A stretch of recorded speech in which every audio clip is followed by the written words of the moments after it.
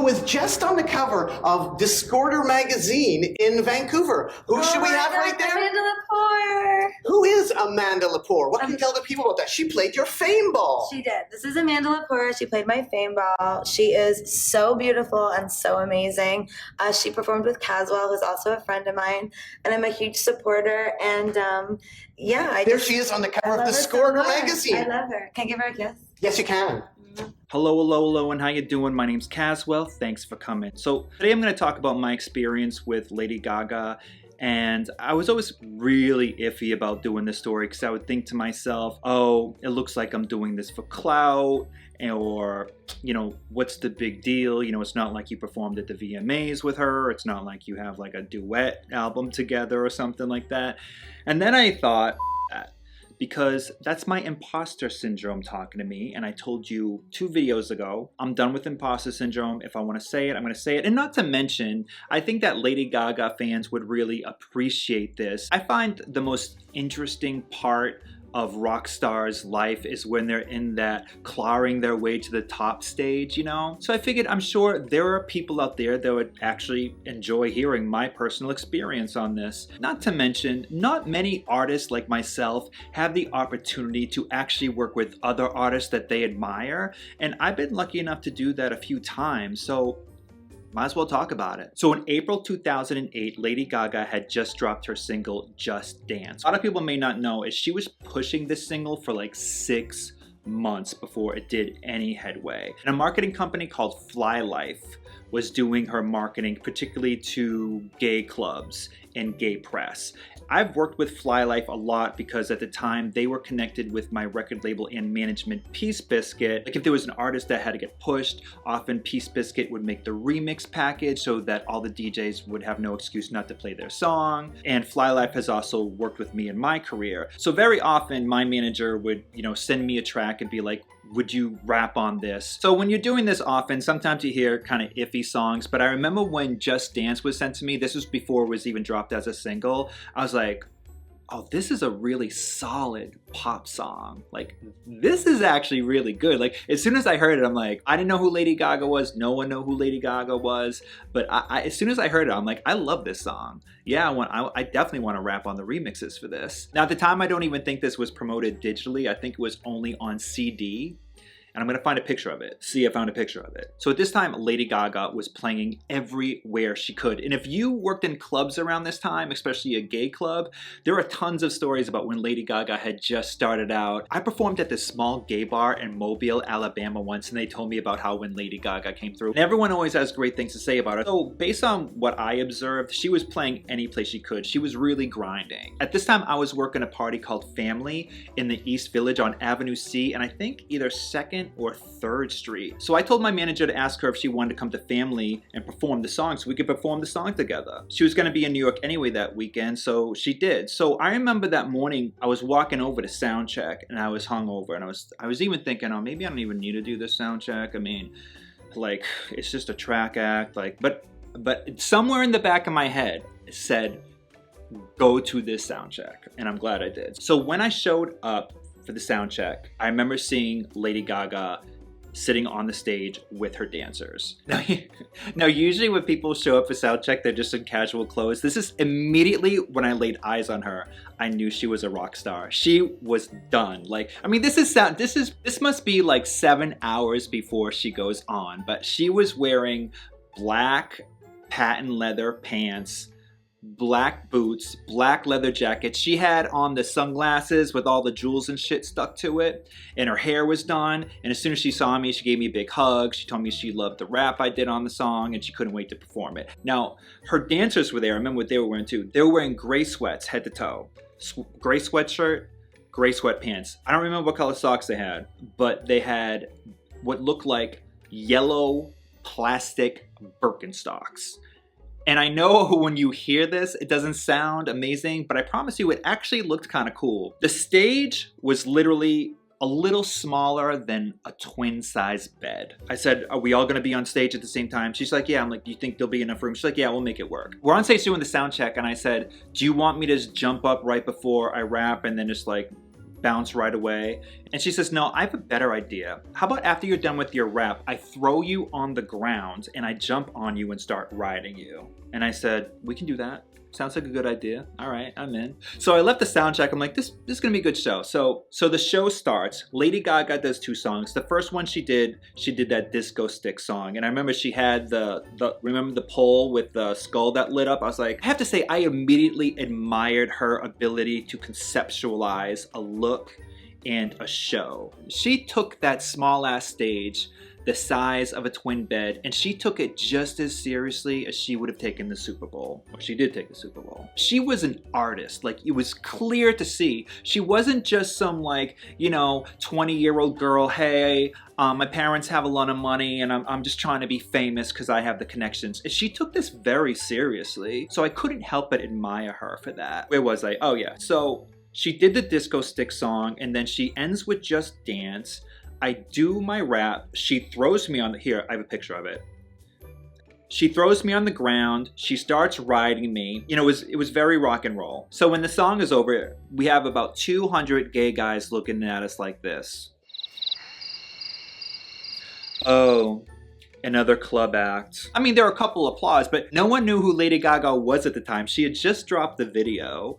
Like, she didn't even drop Poker Face. None of these gays cared. Like, just imagine if she did this, like, 4 months later after Poker Face when she really blew up. It would have been insane. It just goes to show how finicky the gays are and how hard you have to prove yourself before you actually get respect. So the next day, she was performing at a club/bar in Hell's Kitchen. I forgot the name of it, but I used to DJ there too. And I think it was like 45th and 9th. I did not perform with her that night, but I went there to say hi. First of all, I want to say, drag queen Shaquita, opera singer, brilliant performer. When she introduced Lady Gaga, I remember she said, pay attention to this girl because she's gonna be the next Madonna. She wasn't wrong. I mean, there's only one Madonna, don't come for me, but you know what I mean. Lady Gaga performed, and she performed on these stairs, and she performed, I remember watching, I was like, wow, she must have like practiced a lot, which I bet she did because she rehearses. Take notes. But to perform on stairs is not an easy thing to do, especially if you're coordinating with 2 other dancers. She did the song, she got a reaction that she would get. Like, she did a great job, but there weren't fanatics there yet, She hadn't made a name for herself. But when she was done, I went up the stairs to say hi to her and to congratulate her on performance. So now, if you remember this time, Lady Gaga was building on her YouTube like crazy. Like, remember, like, at this time, her Twitter was always popping, and you could watch her progress through what she was posting on her YouTube at the time. I remember that she had a couple people filming her performance here. Most people, including myself, when I perform and I film it, I go home, I go to sleep, I wake up, I look at the footage, and then I start editing. She was already up there editing. I'm not even lying. Like, she already had a laptop on. She's looking at it. She's like, okay, this, not this. Okay, this, good. Okay, work this. Okay, this. I was like, this girl is driven. I had never seen these traits in a new artist before. So I knew that she had it. Like, I knew nothing was gonna stop her because I knew she wasn't gonna take no for an answer. I said, great performance. I talked to the dancers a little bit, said bye, no big deal. So the next time I saw Lady Gaga, forgive me, I forget, was it the Logo Awards? It was on Logo, but it was an award show, and it was the first of its kind, and it was the first one. Like, they have one every year, but it was basically, like, I don't know if it's the Logo Awards or the I'm So Gay Awards or whatever, but it was gay, it was on Logo, I think it was the Logo Awards. I saw her just briefly, we didn't really get a chance to talk, in the press line. I was at this award show because I was performing at the after party, which was in the same building, and at the time, I was pushing my song, I Seen Beyonce at Burger King. I seen Beyonce at Burger King. She ordered 2 cheeseburgers with onion rings. She got a chocolate shake and a side of fries, chicken strips with apple pies, yeah. So I do remember her coming up to me at the after party and saying something to me like, I love that fucking song, it's so fucking funny. So after this, she started to gain a lot more popularity after she dropped Poker Face. And this is where I met her again. She was doing an album release party at the Highline Ballroom. And I opened for her along with The Ones and Amanda Lepore.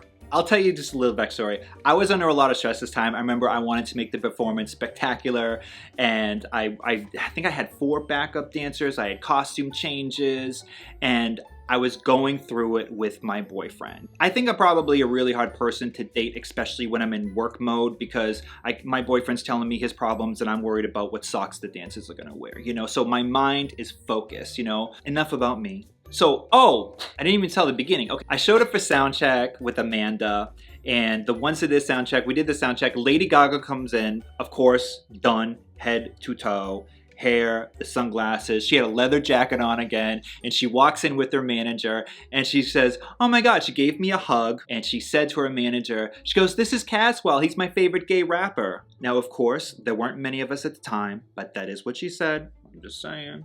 Okay, and then maybe slightly embarrassing, I said, oh, Gaga, this is Amanda. And she goes, I know Amanda. So I just got off stage, and the moment I got off stage, my boyfriend at the time was picking a fight with me, like right when I got off stage. And he did something like, said something shitty to me and then stormed off, and I was like, and then I feel someone tap me on the shoulder, and I turn around and I see her face. It's like, I don't know, like, she has a like some type of hood on maybe, and like sunglasses and all these crazy jewels and shit, and this thing dangling over her face, and I didn't really understand who just tapped me on the shoulder, and I'm just like looking at this image of this person. She goes, and it was Lady Gaga, and she says, I really enjoyed your show, Cazwell. I watched you from up there. Thanks again for performing. I was just in such a shock because I had just gotten in a fight with my boyfriend, and then this jeweled figurine is talking to me, and I did not recognize her. I mean, her whole face was covered. So the show is over, and of course, Lady Gaga became everything Lady Gaga is. I gotta say, there's something really gratifying about when you see someone in the beginning stage and then they become so huge, and it's based off talent. So, and I always feel like Lady Gaga was kind of like one of us. I say one of us, like, you know, she's an artist, like she's a real artist, and she's been in touch with that downtown New York influence, and you see it in her. So I just think she's real. I like her. But I will say that watching Lady Gaga's career, she always got so much attention, especially in the beginning, for her outfits, or she's leaving the airport and she's wearing this, or the meat dress, or, you know, arriving in an egg. And people always focus so much on what she was wearing, but her, like, she's one of the best songwriters. Like, Bad Romance, one of the best written pop songs of all time, no doubt. Like, that song is perfection. So this is about 6 to 8 months before Born This Way comes out. My friend Darian, who was doing Lady Gaga's hair, had called me, and she says, hey, I want you to know, I just gave Gaga your phone number. I can't tell you why, but if you get a phone call and you don't recognize the number, pick it up. And I was like, okay. I didn't ask any questions. Told my manager, and I was like, do you think she wants to perform together or something? Like, what would she want from me? Hopefully she wants you on a song. That's publishing. I'm like, oh yeah, I didn't even think about that. So I'm waiting by the phone for like ever. She never calls. I saw Darian at a party about a year later, and Darian says, she never called you, did she? Or did she? And I was like, she didn't. Why? What was she gonna call about? So Darian told me that Gaga was in the studio working on the Born This Way album, and she was working on the song Bad Kids. And that originally Bad Kids was going to go in a more of a dance disco-ish direction. And she thought that I would have been perfect to rap on the track, and she was gonna hit me up. But then they decided to go more in a guitar rock direction, and no longer thought that a rapper would be the right ingredient for the song. I was like,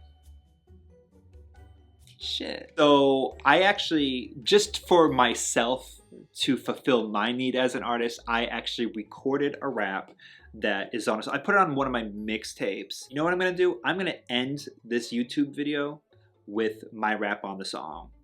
You can let me know below if you think it would work. I honestly don't care because it didn't happen anyway. So anyway, I hope you enjoyed the story. I did this for Gaga fans because when I meet Gaga fans, they love to know anything about her. There was some autobiography that came out in the beginning of her career that I mentioned in, and to this day, people shoot me emails and DMs and want to ask questions. I'm like, that's it, you know? I wasn't calling her on the phone every night. I wasn't splitting her split ends or anything by the campfire. If you are a fan of Lady Gaga, then I hope that gave you some insight, or at the very least, another reason to respect her and her drive. I'm really hungry. I'm on day 2 of a fast, and I think I better go to sleep.